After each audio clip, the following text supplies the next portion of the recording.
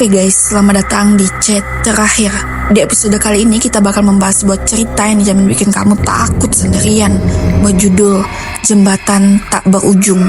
Akan ada banyak misteri yang perlahan terbuka. Keanehan demi keanehan akan membawa kita ke satu momen yang paling mengerikan, dengan sebuah plot twist yang mungkin sama sekali gak akan kalian duga. Kalau kalian sudah siap, kita langsung saja bacakan chat horornya. Oke, next. Ini cerita antara istrinya dengan Aldi guys.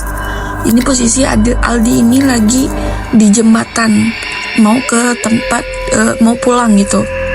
Sayang, kayaknya aku telat deh. Hujan badai parah di jalan pintas jembatan lama.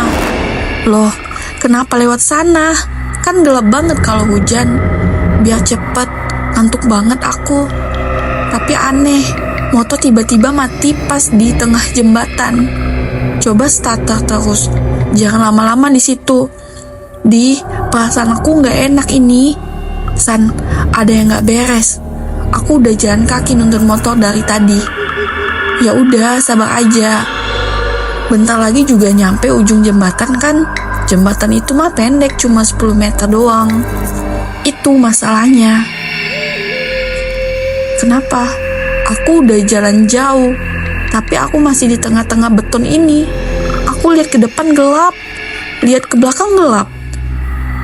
Ujungnya nggak kelihatan. Hah? Kamu bercanda ya? Kamu jangan nakut-nakutin aku. Aku serius. Aku capek banget. Kakiku berat kayak ada yang ngegandul. Dan baunya bau amis darah, San. San, tolong. Aldi, kamu kenapa? Ada suara batuk keras banget di kuping kiri aku. Tapi pas aku nengok, cuma ada kabut. Lari Aldi, tinggalin motornya. Lari. Nggak bisa. Badanku kaku. Aku dengar suara orang manggil. Yang kasep nunggu Aki ya. Jangan dijawab. Itu bukan manusia. Dia muncul, San, di depanku. Jaraknya 2 meter. Siapa? Kakek-kakek. Oh, yang tadi bisikin si Aldi itu ya guys ya. Mukanya hancur. Satu matanya keluar, ngegantung di pipi. Dia pakai baju compang-camping, badannya gosong kayak habis dibakar. Aldi, tutup matanya. Jangan dilihat. Dia jalan nunduk, bungkuk banget. Dia bilang, aku cucunya. Dia bilang, mau ajak aku pulang ke bawah.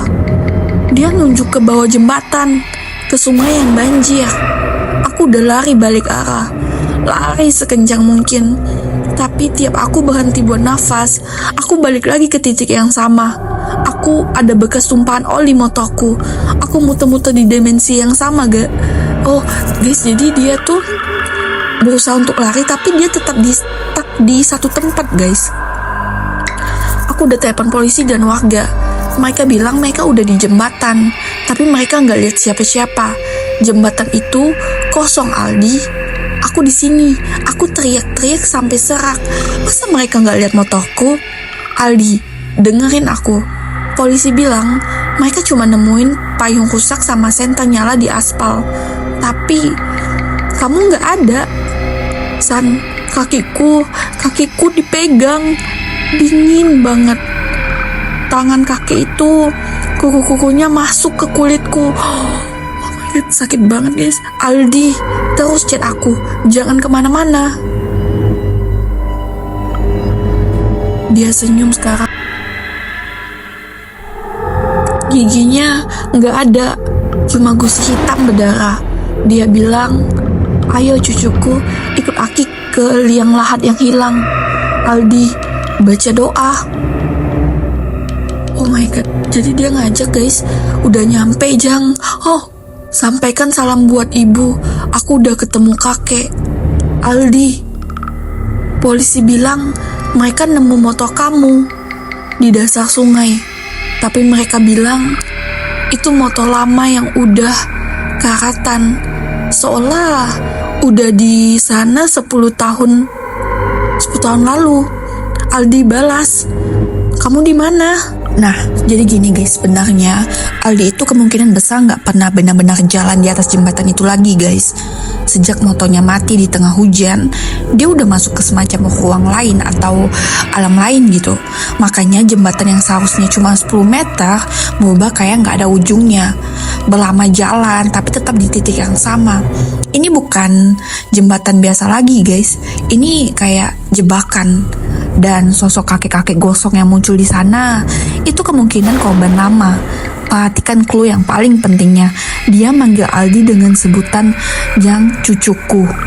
Artinya makhluk itu nggak sekedar mau nakutin, dia mau narik Aldi masuk ke dunianya.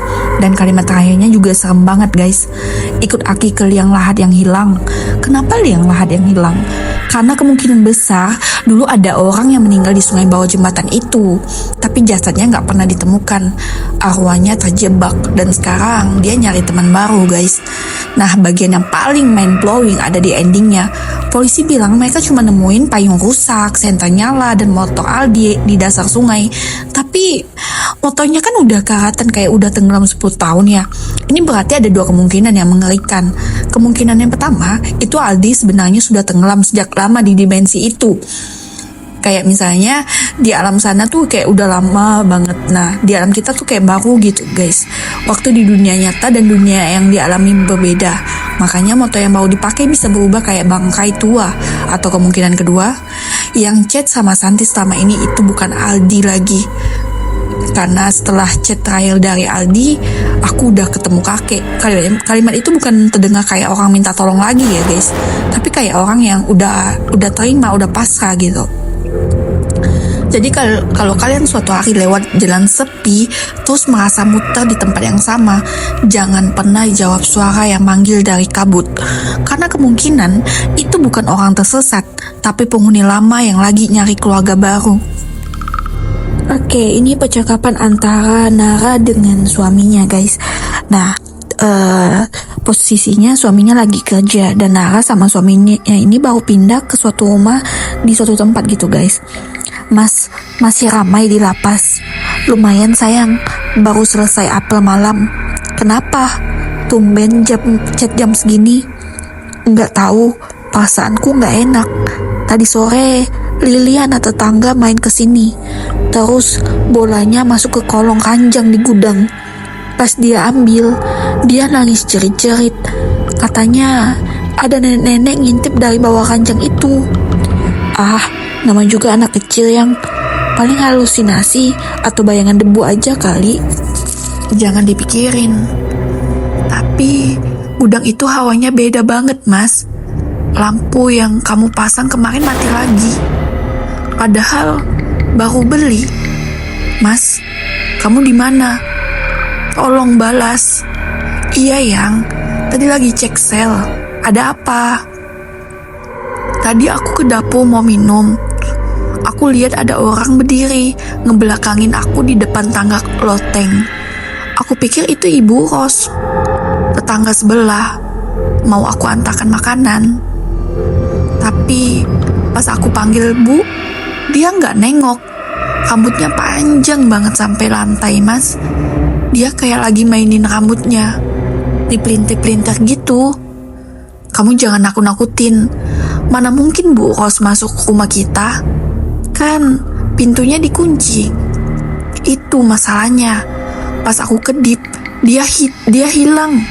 Terus ada suara ketawa anak kecil dari arah loteng. Coba cek pintu depan lagi. Mungkin kamu lupa kunci. Tenang ya, baca doa. Mas, aku beneran takut. Barusan Pak Agus lewat depan rumah. Aku panggil. Aku cerita soal nenek dan cewek di tangga itu. Kamu tahu dia bilang apa? Apa katanya? Dia bilang, Mbak Nara, mending sediain rokok sama kopi hitam di loteng. Dia bilang rumah ini ada penunggunya. Kalau nggak dikasih, dia bakal terus berubah wujud buat ganggu. Jangan aneh-aneh yang kita nggak boleh musyrik, jangan diikutin. Tapi suara di atas loteng makin kencang, Mas. Kayak ada orang lari-larian. Aku nggak tahan. Mas, ada anak-anak di depan kamar. Apa? Anak siapa malam-malam begini? Banyak, Mas. Mereka lari-larian di lorong. Pucat banget mukanya. Salah satu dari mereka berhenti di depan pintu, nengok ke celah bawah pintu. Dia bilang, "Ikut yuk." Suaranya kayak suara orang tua, tapi di badan anak kecil. Aku kunci pintu kamar. Aku tumpuk pakai kursi. Tunggu. Aku minta izin atasan buat pulang sekarang. Jangan keluar kamar. Mas, aku nggak bisa gerak. Aku ketindihan. Badanku berat banget. Mas, dia ada di sini. Di samping lemari pakaian kita. Dia pakai topi koboi besar. Bajunya kulit tua. Dia tinggi banget sampai kepalanya nyentuh langit-langit. Tunggu yang, aku jalan pulang. Jangan lihat matanya. Dia marah, Mas. Dia bisik-bisik ke telingaku. Suaranya berat banget kayak gesekan batu. Dia bilang, "Rokok, kopi, mana rokok dan kopiku?" Wajahnya berubah, Mas. Tadi kayak manusia, sekarang kulitnya meleleh, gosong kayak habis terbakar. Bau daging terbakar memenuhi kamar. Mas, aku nggak kuat. Tolong. Yang, aku sudah di depan rumah. Buka pintunya. Kok sepi banget? Kamu di mana? Aku di loteng, Mas. Tadi aku antarin kopi sama rokoknya. Dan sekarang dia udah tenang. Apa? Kamu bilang tadi nggak bisa gerak.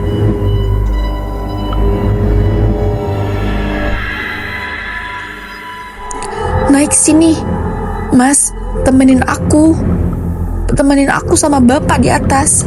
Dia suka banget sama rokok yang aku kasih. Nara, itu bukan kamu kan? Aku lihat kamu berdiri di loteng. Tapi kenapa kamu melambai pakai tangan yang kulit hitam gosong?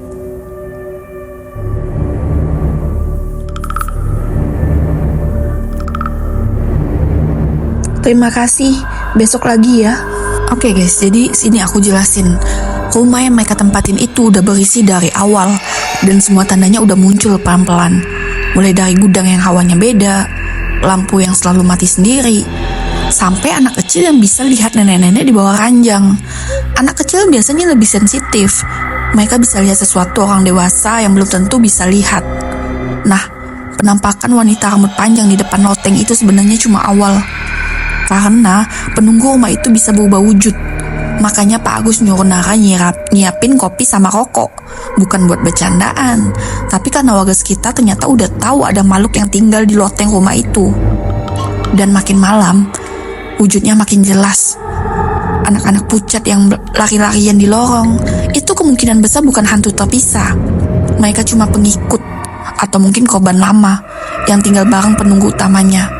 Nah, sekarang masuk ke bagian paling seram, hantu koboynya guys. Kenapa bentuknya koboy? Karena kemungkinan dulu ada seseorang yang meninggal terbakar di rumah itu sambil masih memakai jaket kulit dan topi lebarnya. Makanya waktu Nara lihat lebih jelas, kulitnya mulai meleleh, hangus, kayak tubuh orang kebakar hidup-hidup. Dan dia marah besar waktu minta, "Rokok, kopi, mana rokok dan kopiku?" Artinya, makhluk itu udah terbiasa dikasih makan sama penghuni sebelumnya. Nah, bagian plot twistnya ada di ending. Saat Sandi pulang, rumah tiba-tiba sunyi, padahal sebelumnya penuh suara gangguan. Kenapa? Ya karena ritualnya sudah selesai. Nara akhirnya nurut. Dia naik loteng dan nganterin sendiri kopi dan rokok itu. Dan sejak saat itu, sesuatu mulai menempel ke dirinya. Makanya waktu Sandi lihat ke atas loteng, Nara masih berdiri di sana, tapi tangannya udah gosong. Artinya tubuh Nara perlahan berubah menyerupai makhluk itu. Dan kalimat terakhirnya, "Terima kasih, besok lagi ya." Itu bukan cuma ucapan biasa guys. Itu tanda kalau makhluk itu sekarang udah nyaman. Dan kemungkinan dia gak akan ganggu selama tetap dikasih makan. Makanya setelah mereka pindah pun, bau kopi hitam dan tembakau masih terus muncul tiap tengah malam. Ya karena penunggunya masih ada di loteng itu, menunggu penghuni baru. Jadi kalau suatu malam kalian pindah ke rumah tua dan tiba-tiba mencium bau kopi hitam, padahal nggak ada siapa-siapa, mungkin ada seseorang di loteng yang lagi nunggu suguhan.